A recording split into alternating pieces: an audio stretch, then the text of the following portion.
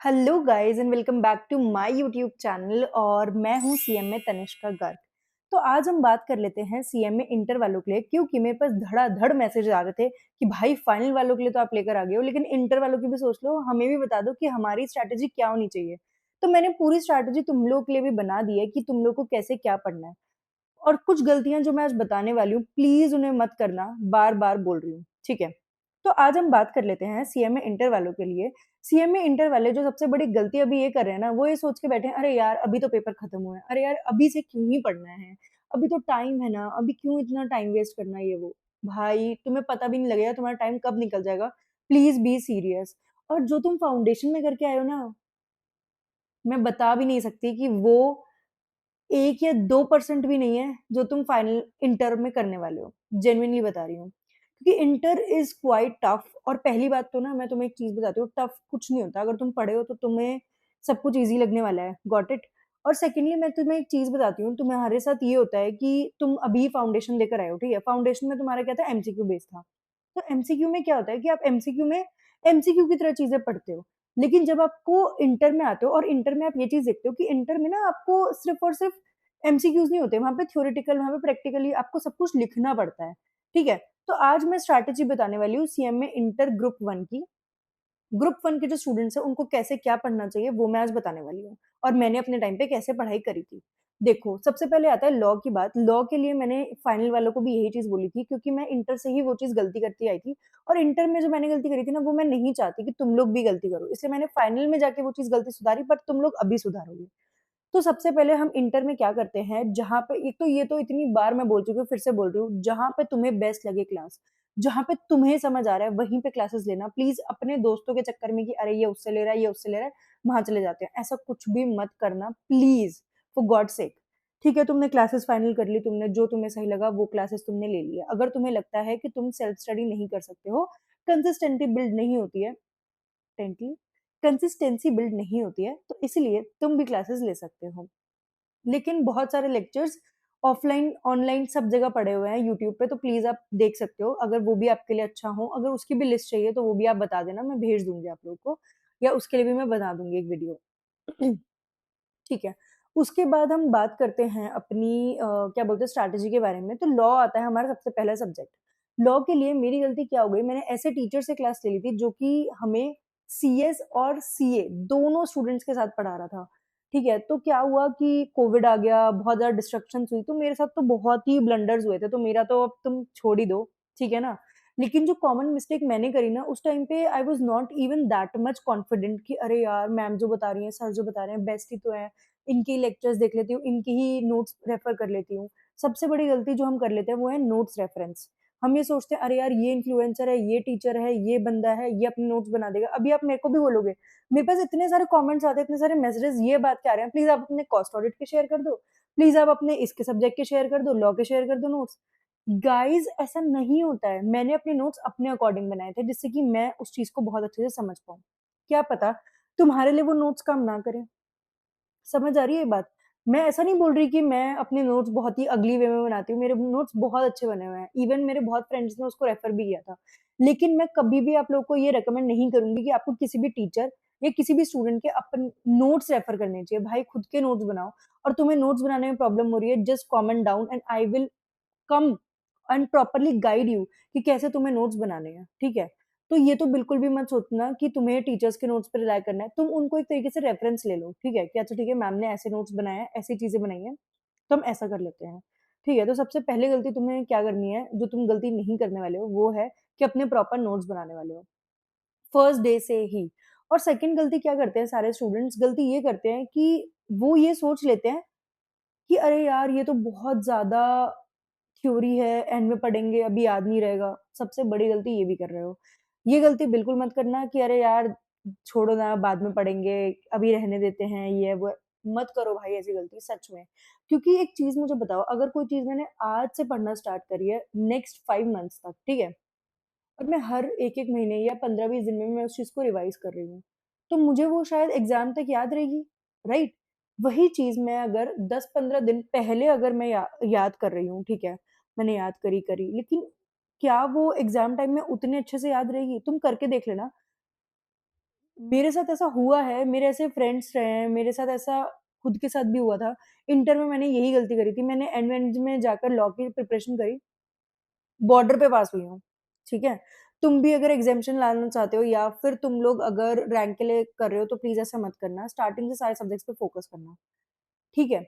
Law की ये strategy मैं आपको बताऊँगी कि पहला तो भाई नोट्स खुद के बनाओ, दूसरी बात प्लीज़, प्लीज़, प्लीज़ स्टार्टिंग से ही स्टार्ट करो पढ़ना और तीसरा पढ़ना कैसे है, वो सबसे इम्पोर्टेंट है। देखो, तुमने कोई भी लेक्चर देखा अपने मान लेते हैं टीचर का या फिर तुम आज गए कोई भी इंस्टीट्यूट पे जिसकी भी तुमने क्लासेस ली हुई है और उन इंस्टीट्यूट पे तुमने क्लासेस लेने के बाद तुम वापस अपने घर आए तो घर आने के बाद ऐसा नहीं करना है कि बस सो गए हो और भैया हम तो गेम खेलेंगे हम तो रील चलाएंगे ऐसा कुछ नहीं करना है ठीक है ना थोड़ा सा सिंसियर हो जाओ प्लीज गाइस अगर तुम सिंसियर हो जाओगे ना तुम भी सीएमए बन जाओगे सच बता रही हूँ तुम्हारा इंटर क्वालिफाइड ऐसे हो जाएगा सच बता रही हूँ थोड़ी-सी मेहनत दे दो बस। तो हुआ क्या हाँ, तो हम कहा थे कि आपको कैसे पढ़ना है। तो आपको कैसे पढ़ना है वो आज समझ लेते हैं।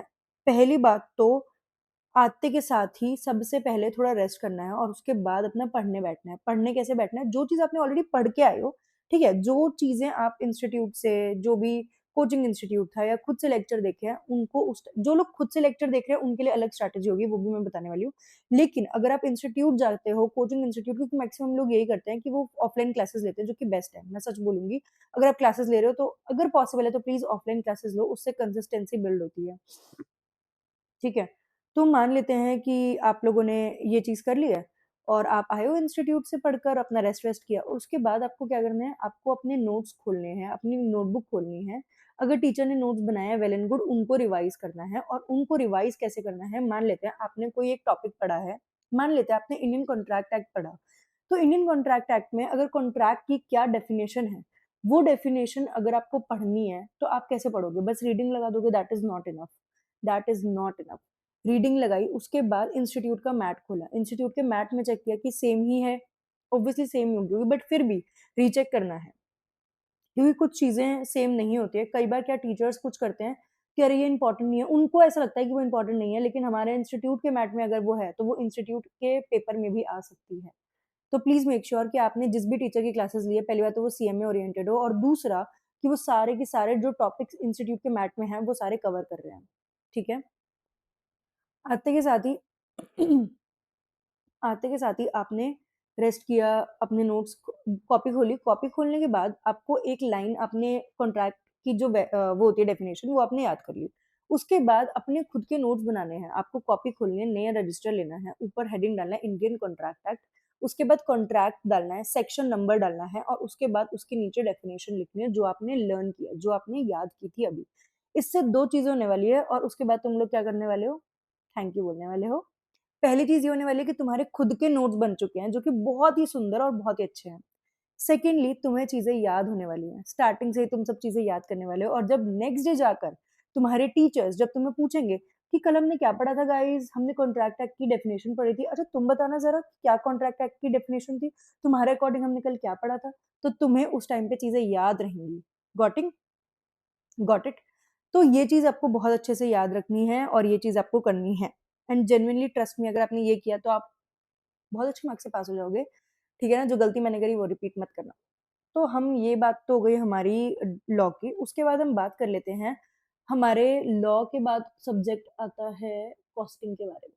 कॉस्टिंग का मुझे पता है कि कॉस्टिंग के आप लोगों ने मुझे नहीं लगता कि फाउंडेशन में उतना ज़्यादा ध्यान दिया होगा, तो कॉस्टिंग का आपको इसमें ज़्यादा ध्यान देना चाहिए क्योंकि कॉस्टिंग क्या होता है ना कि हमने कभी 11th-12th में भी नहीं पढ़ी होती, ना ही हमारा कोई बेसिक क्लियर होता, कुछ भी नहीं होता है। तो क्या होता है ना कि हम बस पेपर क्लियर करने के लिए हम फाउंडेशन में कर लेते हैं, लेकिन बेसिक से ऑब्वियसली हर टीचर को पता होता है इसलिए वो बेसिक से ही स्टार्ट कराता है। हुँ। ठीक है, तो वो बेसिक से हर टीचर ट्राई करता है बेसिक से हर कोई टीचर ट्राई करता है कि वो स्टार्टिंग से आप लोग को गाइड करे, स्टार्टिंग से। तो प्लीज़ ऐसा कुछ भी मत करना कि तुम ये सोचो कि अरे यार! टीचर ने अगर होमवर्क दिया है तो हम नहीं करें, नहीं करते हैं, रहने देते हैं, क्वेश्चन्स तो समझ आ ही गए थे। अरे! ये वही क्वेश्चन थे यार जो कोचिंग क्लास में करवाए थे ये वो। नहीं, प्लीज़ ऐसा मत करना। अगर उस टीचर ने तुम्हें क्वेश्चन्स दिए हैं, वो कुछ सोच समझ के ही दिए होंगे, ठीक है? तो आते ही सबसे पहले अपना जो भी क्वेश्चन्स का होमवर्क दिया है, अगर होमवर्क दिया है, तो वो होमवर्क कंप्लीट करो। अगर आपको क्वेश्चन्स क्लास में कराए थे और होमवर्क नहीं दिया है, तो उन क्लासेस के क्वेश्चन्स को हाथ के हाथ रिपीट करो। इससे क्या होगा ना साथ के साथ आपका रिविज़न होगा। हम सोचते बहुत ज़्यादा हैं, बहुत ज़्यादा चीज़ें करने की सोचते हैं, बट इवेंचुअली होता क्या है, हम कर नहीं पाते हैं। बट आपको वैसा नहीं करना है, ठीक है ना? आपको बिल्कुल भी ये चीज़ नहीं करनी है, आपको हाथ क्या चीज़ें रिवाइज़ करनी है and genuinely you will feel the difference. अगर आप थोड़ा-सा कंसिस्टेंट हो जाओगे ना, तो आप जेन्युइनली वो डिफरेंस फील करोगे और आपको जेन्युइनली लगेगा कि हाँ यार, ये वर्थ इट था। ठीक है, उसके बाद हम बात कर लेते हैं तीसरे सब्जेक्ट के बारे में, जो कि है डीटी-आईडीटी। मुझे पता है कि एक ही में घुसेड़ दिया है डीटी-आईडीटी। एक तो पहले ही डीटी इतना बड़ा था, ऊपर से आईडीटी भी घुसेड़ दिया उसके अंदर, आईडीटी भी बहुत बड़ा है। मेरे टाइम पे दोनों ही अलग-अलग सब्जेक्ट्स थे और एक ग्रुप 1 में था, एक ग्रुप 2 में था। लेकिन क्योंकि अब वो एक ही ग्रुप में आ चुका है, तो it is quite difficult for students to complete the whole syllabus. But मैं एक चीज़ बोलूँगी कि आईडीटी थोड़ा ईज़ी है क्योंकि मुझे थ्योरी थोड़ी पसंद थी, इसलिए मुझे ऐसा लगता है कि शायद आईडीटी थोड़ा ईज़ी है। तो जो अगर डीटी-आईडीटी में से जो तुम्हें थोड़ा ईज़ी लगता है, उस सब्जेक्ट पे ज़्यादा ध्यान देना, उसको स्कोर करने पे ज़्यादा ध्यान देना, क्योंकि आई गेस 50-50% है, तो आई डोंट थिंक सो कि आपको ये सोचना चाहिए कि अरे यार! मैं सिर्फ़ 1 करके जाऊँ, 1 करके भाई तो बिल्कुल मत चले जाना, ठीक है ना? कि अच्छा डीटी पढ़ लेता हूँ, पूरा 50 नंबर उसमें ले आऊँगा, ऐसा नहीं होता है, बहुत बार झोल भी होता है, कुछ कम भी आ जाता है मार्क्स का, कुछ ज़्यादा भी आ जाता है कि मान लो डीटी 40 का रह गया, बाकी 60 का आईडीटी आ गया, ऐसा भी हो जाता है कई बार।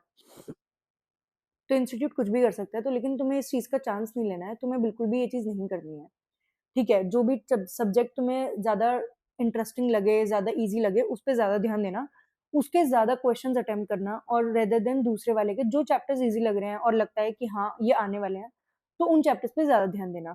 और आईडीटी के लिए, डीटी के लिए मैं तुम्हें यही बोलूँगी कि एक पैटर्न फॉलो होता है, ठीक है? कि तुम्हें एक आंसर को कैसे फ्रेम करना है, वो फ्रेम बहुत ज़रूरी है, ठीक है? अगर वो फ्रेमिंग तुम्हें आ गई ना, तो जेनुइनली बता रही हूँ तुम्हारे मार्क्स कहीं भी नहीं कटेंगे। देखो प्रैक्टिकल सब्जेक्ट नहीं है वो more over practical plus theory subject है। तो क्या होता है ना उसमें आपको प्रोविज़न्स लर्न करने पड़ते हैं, रिवाइज़ करने पड़ते हैं। तो जैसे मैंने लॉ के लिए नोट्स बनाने को बोला, वैसे ही आप आईडीटी, डीटी के भी नोट्स बनाना।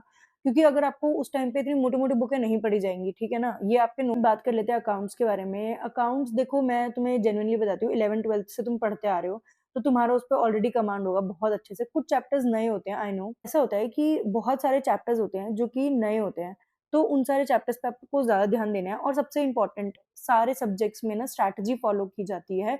इवन पेपर पैटर्न फॉलो किया जाता है कि इस क्वेश्चन नंबर पे ये चैप्टर आएगा, तो इवन वो चैप्टर आपको बहुत अच्छे से रिवाइज़ करना है। जो चैप्टर्स बहुत इंपॉर्टेंट है और जिनका कोई लिंकेज नहीं है ना एक-दूसरे से, प्लीज़ उन चैप्टर्स को पहले कंप्लीट करने की कोशिश करना अगर आपने रिकॉर्डेड लेक्चर्स लिए हुए हैं तो।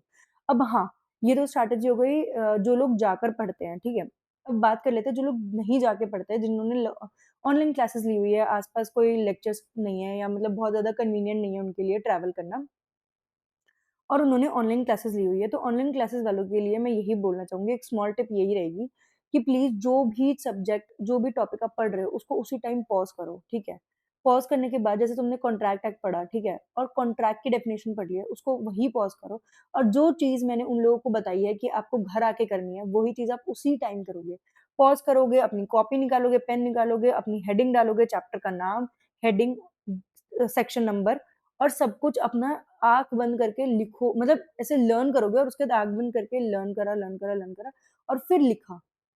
जब तक आप वो पूरी डेफ़िनेशन बिना देखे नहीं लिख देते, आपको रिपीटेडली लिखनी पड़ेगी, ठीक है? तो ये प्लीज़ मैं आपको बोलूँगी कि बार-बार, बार-बार अपने मन में रिवाइज़ करोगे, लर्न करोगे ना, तो इससे लर्न भी हो जाएगा, नोट्स भी बन जाएँगे, तो तुम्हारा सब कुछ सेट हो जाएगा। प्लीज़ ये चीज़ करके देखना एक बार।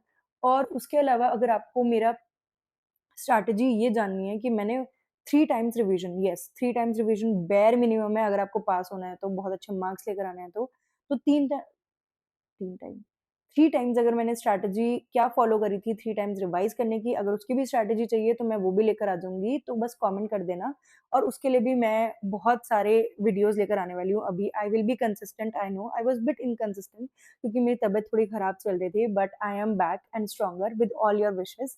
तो अगर आपको और भी कोई भी डाउट हो तो आपको पता है कि आप मेरा इंस्टाग्राम हैंडल भी देख सकते हो या वहाँ पे भी पूछ सकते हो या फिर आप यहाँ पे कमेंट कर देना, मैं उसपे भी डेली रिप्लाई करती हूँ। मैं डेली देखती हूँ कि किसने क्या-क्या कमेंट किया है। और अगर आपको ये वीडियो हेल्पफुल लगी हो, यूज़फुल लगी हो, तो प्लीज़ कमेंट करना, लाइक करना और शेयर कर देना अपने फ्रेंड्स के साथ और सब्सक्राइब कर लेना मेरा YouTube channel and all the best. Bye bye.